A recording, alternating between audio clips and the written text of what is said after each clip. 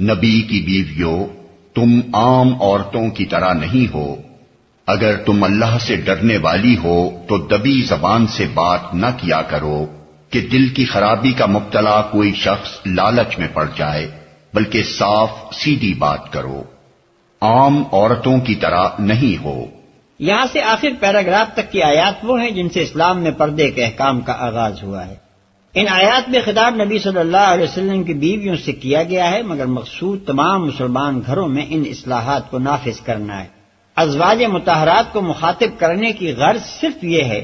کہ جب نبی صلی اللہ علیہ وسلم کے گھر سے اس پاکیزہ طرز زندگی کی ابتدا ہوگی تو باقی سارے مسلمان گھرانوں کی خواتین خود اس کی تقلید کریں گی، کیونکہ یہی گھر ان کے لیے نمونے کی حیثیت رکھتا تھا۔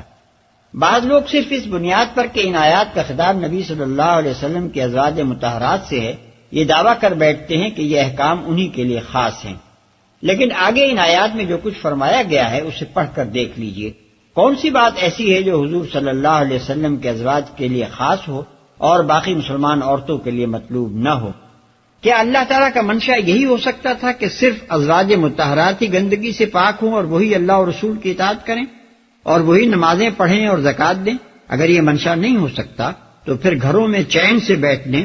اور تبرج جاہلیت سے پرہیز کرنے اور غیر مردوں کے ساتھ دبی زبان سے بات نہ کرنے کا حکم ان کے لیے کیسے خاص ہو سکتا ہے، اور باقی مسلمان عورتیں اس سے مستثنیٰ کیسے ہو سکتی ہیں؟ کیا کوئی معقول دلیل ایسی ہے جس کی بنا پر ایک ہی سلسلہ کلام کے مجموعی احکام میں سے بعض کو عام اور بعض کو خاص قرار دیا جائے؟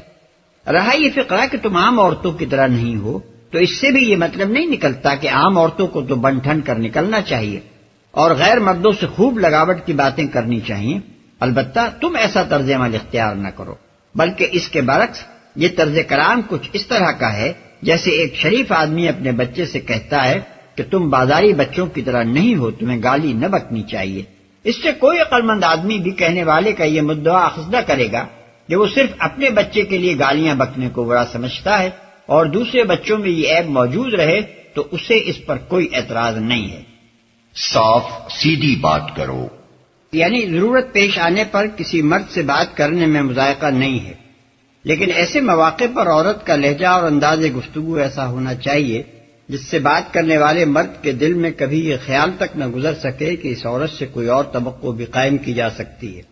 اس کے لہجے میں کوئی لوچ نہ ہو، اس کی باتوں میں کوئی لگاوٹ نہ ہو، اس کی آواز میں دانستہ کوئی شیرینی گھلی ہوئی نہ ہو جو سننے والے مرد کے جذبات میں انگیخت پیدا کر دے اور اسے آگے قدم بڑھانے کی ہمت دلائے۔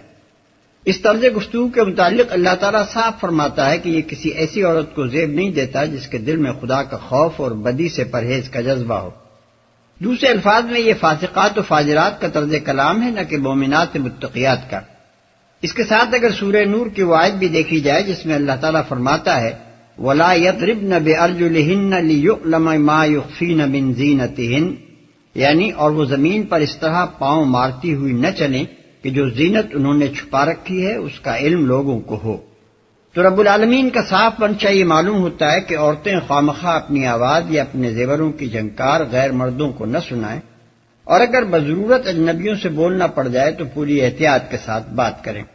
اسی بنا پر عورت کے لیے اذان دینا ممنوع ہے۔ نیز اگر نماز باجماعت میں کوئی عورت موجود ہو اور امام کوئی غلطی کرے تو مرد کی طرح سبحان اللہ کہنے کی اسے اجازت نہیں ہے،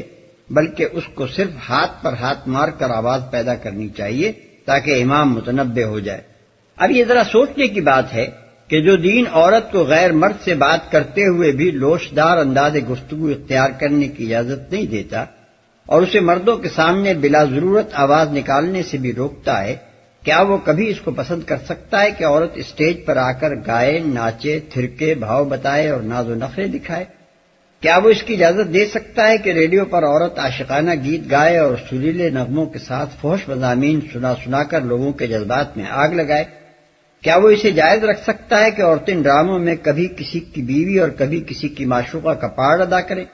یا ہوائی میزبان یعنی ایئر ہوسٹسز بنائی جائیں اور انہیں خاص طور پر مسافروں کا دل لبھانے کی تربیت دی جائے، یا کلبوں اور اجتماعی تقریبات اور مخلوط مجالس میں بن ٹھن کر آئیں اور مردوں سے خوب گھل مل کر بات چیت اور ہنسی مذاق کریں؟ یہ کلچر آخر کس قرآن سے برآمد کی گئی؟